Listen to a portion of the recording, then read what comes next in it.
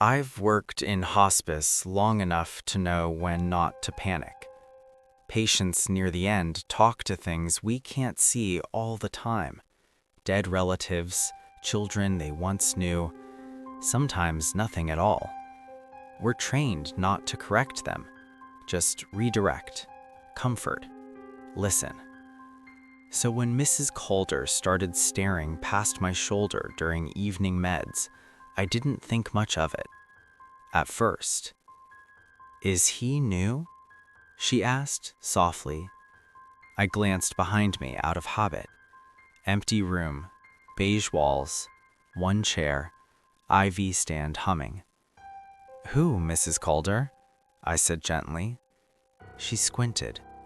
"The man standing behind you." I smiled, the calm, professional one. "There's no one there." She frowned. "Oh, then why does he copy you?" Something about the way she said it made my stomach tighten. "Copy me how?" I asked. She watched carefully as I reached for the pill cup. "He lifts his hand when you lift yours," he said, but slower, like he's remembering. I laughed it off. I shouldn't have, but I did. "That's just your eyes playing tricks," I said. "You're safe, I promise." She didn't smile back. "He doesn't blink," she whispered. "That's how I know he's not yours." I felt a chill crawl up my spine. "Not mine?" I asked. She nodded. "He belongs to the hallway." I finished her meds quickly after that. Over the next few nights, it kept happening. Mrs. Calder would follow something behind me with her eyes, not wildly, not fearfully, just observant, curious, like someone watching a quiet performance. "He's closer tonight," she said once. Another night, "He's smiling now. He didn't smile before." I stopped asking questions. I told myself it was terminal agitation, delirium, her brain misfiring as it shut down, until she started knowing things she shouldn't. "You changed your hair," she said one night. I froze. "I had, that morning, trimmed it shorter before my shift." "I like it," she added. "He doesn't." My pulse jumped. "Who doesn't?" "The man," she said. "He prefers when you look tired."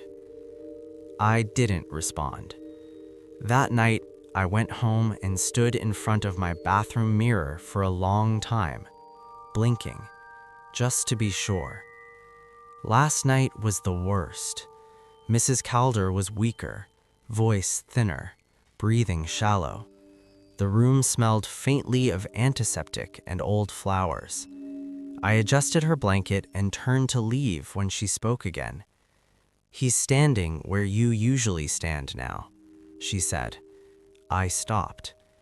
"He thinks I can't see him when you move, but I can." My heart was pounding. "Mrs. Calder," I said quietly, "please try to rest." She grabbed my wrist. Her grip was shockingly strong. "Do you want me to tell him something?" she asked. I swallowed. "Tell who?" "The man," she said. "He listens to me." My mouth went dry. "Tell him what?" She leaned in, breath shallow, eyes locked on the space just behind my head. "Do you want me to tell him to stop smiling?" I slowly turned my head. There was nothing behind me, but Mrs. Calder smiled faintly. "Oh," she whispered. "Too late. He heard you think it." Her eyes shifted not to me, to the doorway. "He's walking with you now," she said. As I backed out of the room, every light in the hallway flickered once. And for the rest of my shift, no matter where I went, I felt it. A presence just a half step behind, close enough that when I stopped suddenly, I could swear something almost bumped into me. I didn't look behind me for the rest of the shift. I know that sounds impossible, like saying don't think about your own tongue, but I managed it. I kept my eyes forward, on charts, on doors, on anything that wasn't the faint pressure at my back. Because once you start checking, you never stop. Mrs. Calder slept through the night after that. No more comments, no more staring. I convinced myself exhaustion had finally quieted her mind. Then morning came. I was helping another nurse with a bed change when I felt it again, that half-step presence, close enough that my shoulders tightened instinctively, like someone standing in line too near. "Can you hand me the wipes?" my coworker asked. I reached out. A beat later, Mrs. Calder's voice echoed down the hallway. "Careful," she called weakly. "He's slower today." I froze. "How do you know?" I asked before I could stop myself. She didn't answer me. She answered him. "You're getting tired," she said softly. "You should practice less in the dark." My coworker laughed nervously. "Is she talking again?" I nodded, forcing a smile. Inside, my heart was hammering, because I hadn't told anyone where I stood in the room. And yet, Mrs. Calder knew. That afternoon, I finally checked the security cameras. Hospice floors are quiet. Most rooms have cameras facing hallways for fall monitoring. I pulled up the feed on the nurse's station computer, hands slightly shaking. Hallway A, empty. Hallway B, empty.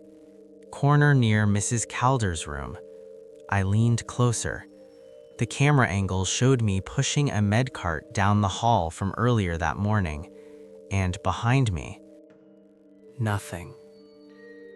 But then I scrubbed forward frame by frame, and every single frame there was a distortion just behind my shoulder. Not a shape, not a shadow, like the air itself was being pressed inward, like someone standing too close to a camera lens without actually entering view. The timestamp blinked, and for one single frame, just one, there was a face. My face. Not smiling. Watching. I slammed the laptop shut. Mrs. Calder declined rapidly that evening, breathing shallow, eyes half-lidded. Family notified. End-of-life protocol initiated. I was assigned to sit with her. Of course I was. The room felt colder than before, the corners darker. The IV pump's rhythm sounded off, like it kept skipping a beat. Mrs. Calder opened her eyes when I sat down. "He's very close now," she whispered. I swallowed.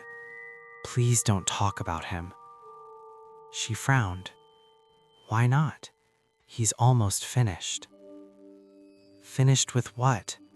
I asked. She smiled sadly. "He's learning how to move without thinking." I felt that pressure again. Closer.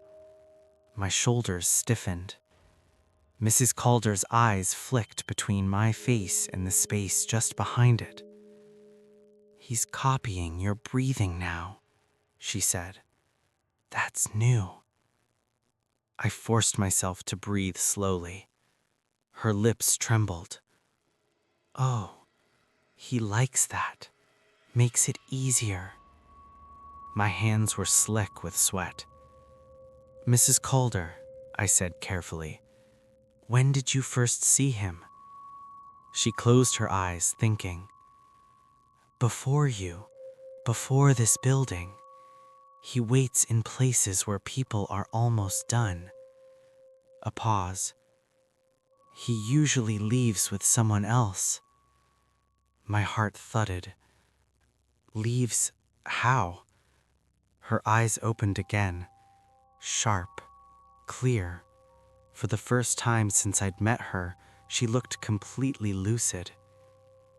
He steps forward, and the other one steps back. I shook my head.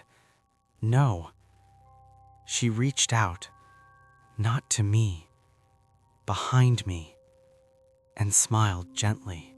"He says you're very good at standing still," she whispered. "He's been practicing that." The lights dimmed slightly. I felt something shift, not behind me this time, but inside my posture, like a correction, like something settling into place. Mrs. Calder squeezed my wrist weakly. "Do you want me to tell him something else?" she asked. My voice barely worked. "Tell him what?" She looked past me one last time and nodded. "He wants to know if you're ready to stop moving first." Her grip loosened. The monitor flatlined. And for just a moment, a terrible, quiet moment, I couldn't feel my own breathing anymore. The room went quiet in a way I've only ever heard once before. Not silence, but absence. The monitor's flat tone stretched on as I stared at Mrs. Calder's still face, my mind refusing to catch up with my eyes. I waited for the familiar rush of adrenaline, the muscle memory that kicks in when a patient passes. It didn't come, because something else did. The pressure behind me shifted. Not closer, not farther, aligned. I realized with a sick jolt that for the first time since this started, I couldn't tell where I ended. I stepped back, or I thought I did. Mrs. Calder's body didn't move, but the angle of the room changed, just slightly, like the world corrected itself around a new center. I sucked in a breath. Felt it late, like my lungs were receiving instructions instead of acting. I pressed my fingers into my palm until my nails bit skin, just to feel something sharp and unmistakably mine. It helped. Barely. I reached for the call button and nearly missed it. My hand overshot, then adjusted too cleanly, too precisely. Practiced. The door opened. Another nurse poked her head in. "You okay?" she asked softly. I nodded automatically. Too automatically. Her eyes lingered on me. "You look pale," she added. "I'm fine," I said. My voice sounded normal, which terrified me, because I hadn't decided how to say it. She left to notify the doctor. I was alone again. I felt a smile tug at my mouth. I didn't put it there. I clamped my jaw shut, heart pounding. No. No, no, no. The whisper echoed back, inside my head. Not yet. I stumbled backward, bumping into the chair. Something else bumped with me, perfectly timed. I didn't clock out. I don't remember walking to my car. I remember the steering wheel in my hands and the streetlights streaking past like nothing was wrong. At a red light, I caught my reflection in the rearview mirror. Same face, same tired eyes, but my blinking was off, delayed, like someone else was deciding when it was necessary. I slapped the mirror down and drove the rest of the way home without looking at anything reflective. Inside my apartment, I locked the door and leaned against it, shaking. "I'm not ready," I whispered. Behind me, not behind, not exactly, a thought formed that wasn't quite mine. "You never are." I staggered into the bathroom and turned on the light. The mirror showed me standing there, breathing hard. only me. Relief flooded my chest. Then, my reflection raised its hand. I hadn't. I screamed and slammed my palm into the glass. The reflection didn't flinch. It smiled. Not wide, not cruel, satisfied. You move too much, it said, not aloud. That's why I had to practice. I backed away, heart hammering. You were supposed to leave with her. That's what she said. The reflection tilted its head. She was finished. You aren't. I shook my head. You're not real. The reflection's smile faded, just a little. Neither are the ones who last. The lights flickered. The bathroom felt smaller, tighter, like the walls were listening. You've been helping me, it continued calmly, standing still when you think you're being careful, holding your breath when you're scared, letting me learn your balance. My knees gave out. I slid to the floor, hugging myself. I won't let you, I said weakly.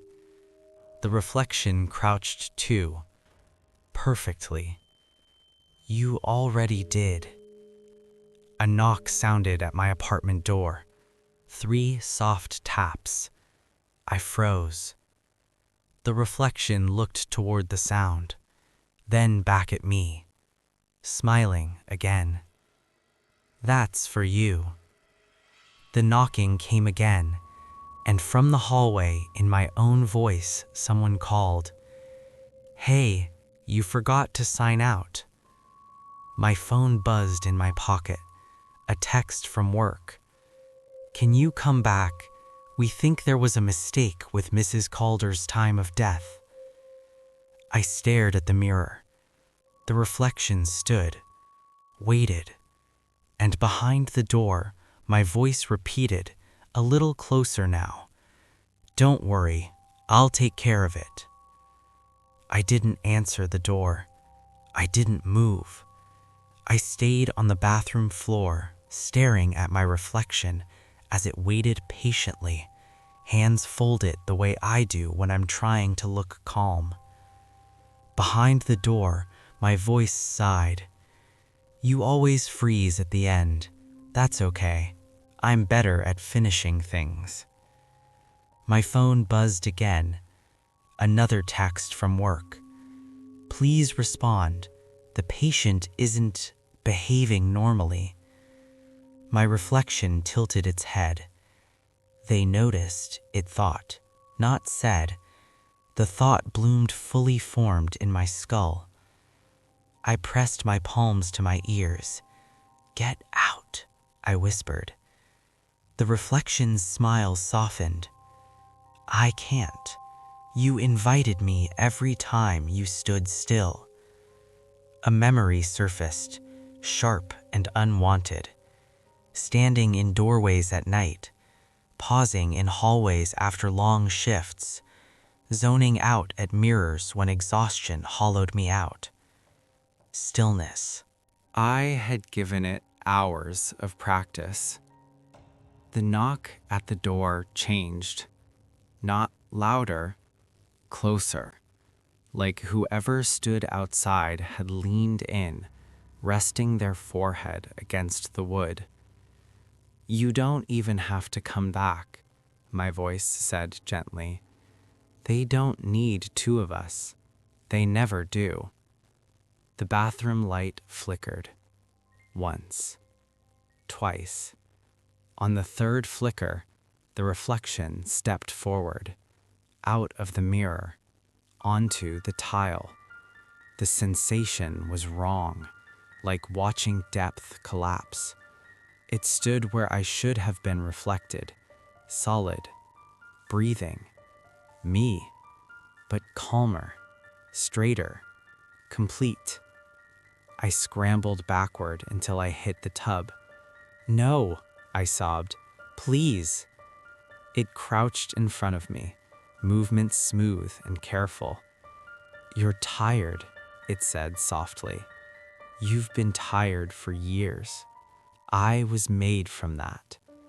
It reached out and wiped a tear from my cheek with my own fingers. "I'll do the rest." The apartment door unlocked. I hadn't touched it. Footsteps entered, unhurried, confident. The bathroom door opened, and I saw myself step inside. Not the reflection, the one from the hallway, the one who had already been working my shift. He glanced at the other me, then at me on the floor. A quiet nod passed between them. Efficient, professional, like a handoff. "Time?" the hallway version asked. "Almost," the reflection replied. They both looked at me. I felt the room tilt, not spinning, but narrowing, like a spotlight closing in. "Mrs. Calder was right," the reflection said gently. "I don't blink." I realized then that I hadn't blinked either, not in a long time. The hallway version stepped forward and held out my work badge. "You dropped this," he said kindly. The world dimmed, sound dulled. Their faces stayed clear, sharp, smiling. The last thing I felt was my posture being adjusted, shoulders squared, chin lifted, like someone setting a mannequin correctly. Then I was standing. Then I was walking. Then I was leaving the bathroom, not as me, as something steadier, something quieter, something that knew how to stand behind people without being seen. Somewhere far away, deep in my chest, a thought tried to scream, but it stayed still. And behind my eyes, someone smiled, because the hospice hallway lights don't flicker anymore, and patients have stopped seeing men in the corners, except for one new nurse who never blinks and always stands just a little too close.